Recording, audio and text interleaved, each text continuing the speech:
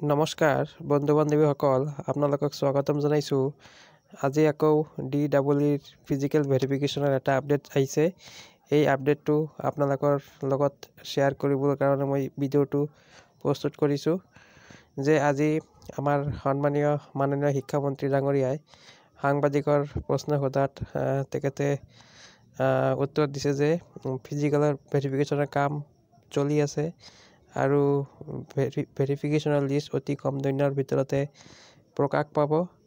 তো এইটোৱে ভাল খবৰ আৰু আপোনালোকে ৰেডি হৈ থাকক যে অতি কম দিনৰ ভিতৰতে ভেৰিফিকেশ্যনৰ লিষ্ট ওলাব। শুনো আহক সাংবাদিকে প্ৰশ্ন সোধাত আমাৰ শিক্ষামন্ত্ৰী ডাঙৰীয়াই কেনেদৰে উত্তৰ দিছে। শুনক তেখেতৰ বক্তব্যটো ভালদৰে শুনি লওক। আপুনি বিদ্যালয়ৰ উন্নয়ন আপুনি বন্ধ ৰাখিব, গতিকে এইটো এটা নিয়মীয়া কথা।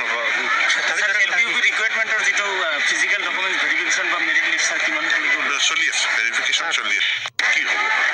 কিন্তু তাৰ কাৰণে আপুনি বিদ্যালয়ৰ উন্নয়ন আপুনি বন্ধ ৰাখিব, গতিকে এইটো এটা নিয়মীয়া কথা।